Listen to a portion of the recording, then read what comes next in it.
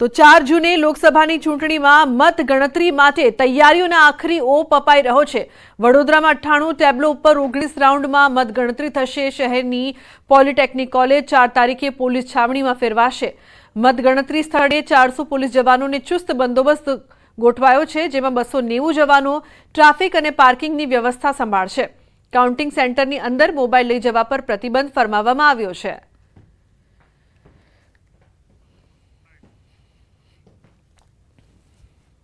તેના માટે સલામતીના ભાગરૂપે તમામ વ્યવસ્થા થઈ ગઈ છે, જેમાં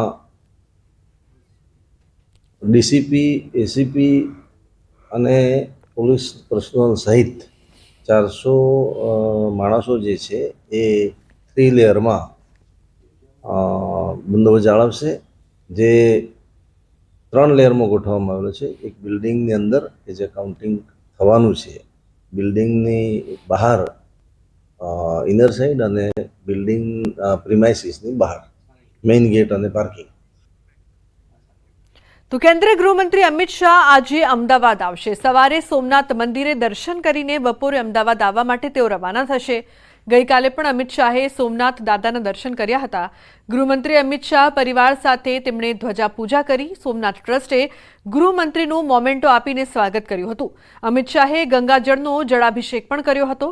આ સમયે સાંસદ રાજેશ ચુડાસમા, સોમનાથ ટ્રસ્ટના ટ્રસ્ટી જેડી પરમાર, ઝવેરીભાઈ ઠકરાર, મહેન્દ્ર પીઠિયા સહિતના અગ્રણીઓ પણ ઉપસ્થિત રહ્યા છે, જે બાદ તેઓ સોમનાથ સર્કિટ હાઉસમાં રોકાયા હતા।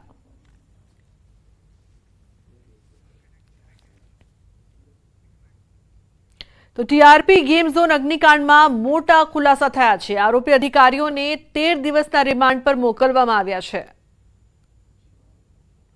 રાજકોટના ટીઆરપી ગેમ ઝોન અગ્નિકાંડમાં મોટા ખુલાસા થયા છે। ગેમ ઝોનનું બાંધકામ ગેરકાયદે હોવાનું અધિકારીઓ પહેલાથી જ જાણતા હોવાનો ખુલાસો થયો છે।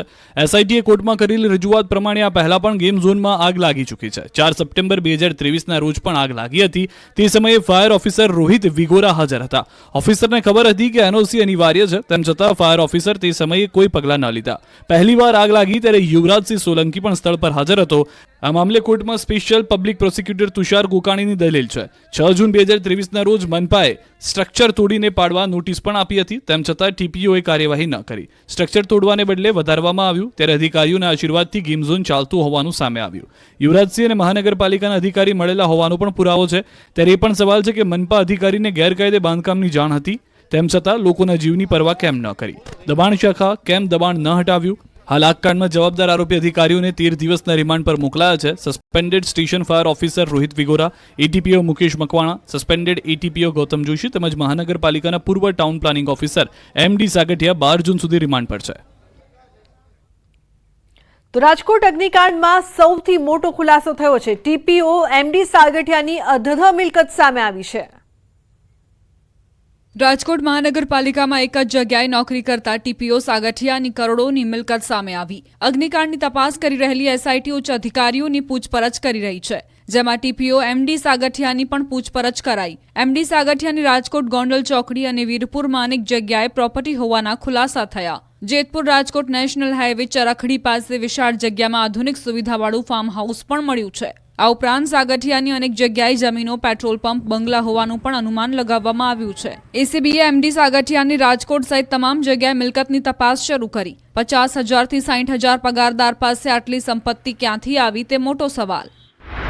તો બીજી તરફ અગ્નિકાંડમાં સસ્પેન્ડેડ પીઆઈનું પણ નિવેદન લેવાયું। વીઆર પટેલનું નિવેદન નોંધીને તેમને મુક્ત કરાવાયા હતા। સાથે જ તત્કાલીન પીઆઈ જેવી ધોળા અને વીએસ વણઝારાની પણ પૂછપરછ કરાઈ।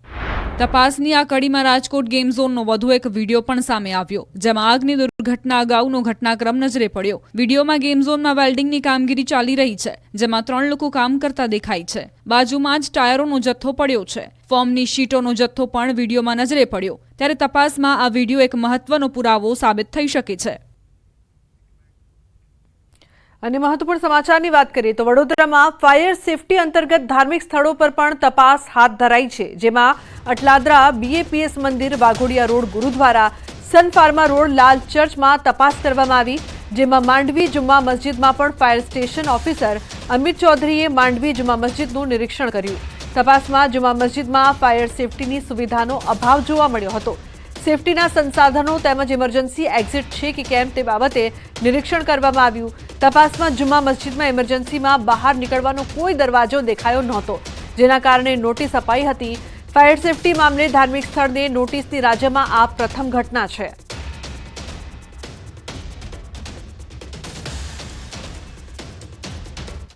વડોદરાની એમએસ યુનિવર્સિટીના સત્તાધીશોની ફાયર સેફટી મામલે લાલિયાવાડી જોવા મળી છે. ફાયર વિભાગે નોટિસો ફટકારી છતાં ઊંઘ ન ઉડી.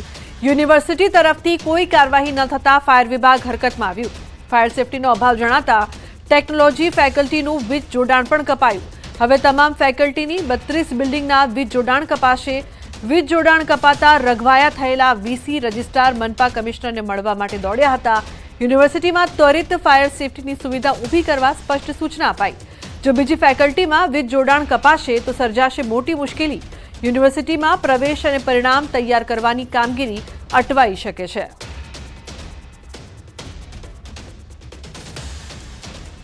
રાજકોટ ગેમ ઝોન બાદ પ્રશાસન અચાનક એક્શનમાં આવી ગયું છે. ઠેર ઠેર ફાયર સેફટીની ચકાસણી કરવામાં આવી રહી છે. ત્યારે ન્યૂઝ 18 ગુજરાતીની ટીમે અમદાવાદ ગ્રામ્યમાં આવેલા બાવળામાં ફાયરની સુવિધા અંગે રિયાલિટી ચેક કર્યું હતું. આ રિયાલિટી ચેકમાં સામે આવ્યું કે સ્થાનિક પ્રશાસન હજુ પણ ઘોર નિંદ્રામાં છે. મહત્વનું છે કે બાવળામાં અનેક કેમિકલ કંપની આવેલી છે, જેમાં આગ લાગી તો તે આગને બુઝાવવા કોઈ ફાયર સાધન કામ લાગે એવું નથી.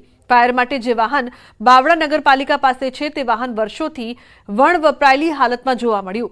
બાવળા નગરપાલિકાને આ ફાયર ફાઇટરની ગાડી 2019માં મળી હતી. ત્યારથી લઈને ફક્ત નામનો જ ઉપયોગ થાય તેવું જોવા મળી રહ્યું છે. સ્થાનિકો પણ ફાયર સુવિધાની માંગ કરી રહ્યા છે.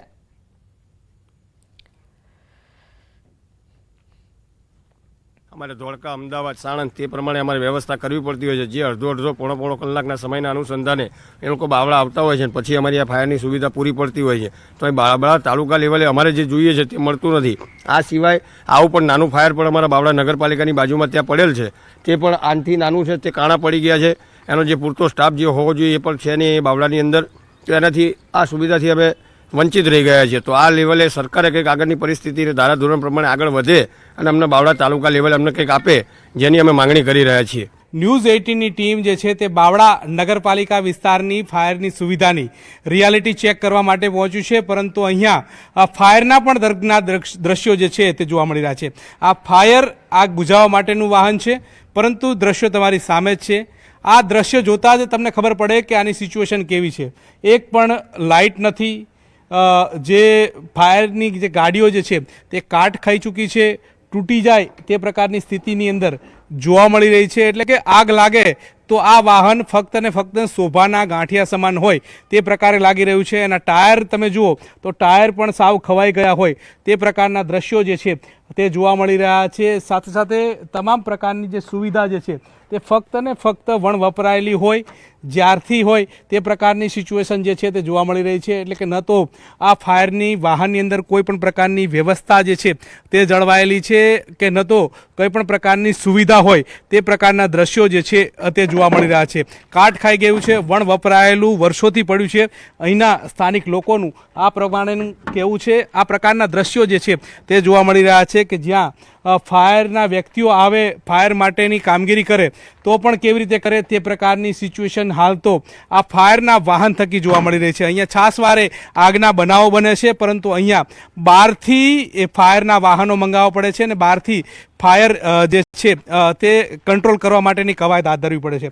આ ફક્ત ને ફક્ત આ પ્રકારનું વાહન જે છે તે જોવા મળી રહ્યું છે. ન તો અહીંયાથી પાણી નીકળી શકે તે પ્રકારની વ્યવસ્થા છે. તમામ જે ઇક્વિપમેન્ટ જે છે તે કાટ ખાઈ ચૂક્યા છે. વર્ષોથી આ જે સાધન જે છે તે અહીંયા જોવા મળી રહ્યું છે. જો કે અહીંયા જે પ્લેટ લાગેલી છે તે પ્લેટમાં પણ કંઈ પણ જોવા ન મળે તે પ્રકારની સિચ્યુએશન જે છે તે પણ જોવા મળી રહી છે. 2009ની અંદર આ ઇન્ફ્રાસ્ટ્રક્ચર આવ્યું છે અને ત્યારબાદ વપરાયેલી હાલતમાં પડ્યું હોય તે પ્રકારની દ્રશ્યો જે છે તે જોવા મળી રહ્યા છે. આ ફાયર છે, આ ફાયરની સુવિધા છે. આ બાવળા નગરપાલિકાને મળેલી આ ફાયરની સુવિધા છે. હવે તમે જ કહો કે કેવી રીતે આ ફાયરનું જે સાધન જે છે તે કામ કરશે અને અહીંયા કેવી રીતે આગ બુઝાવશે તે પ્રકારના પ્રશ્નો જે છે તે ખડા કરી રહ્યા છે. કેમેરા પર્સન હરીશ શર્મા સાથે ગૌતમ શ્રીમાળી, ન્યૂઝ 18 ગુજરાતી, બાવળા.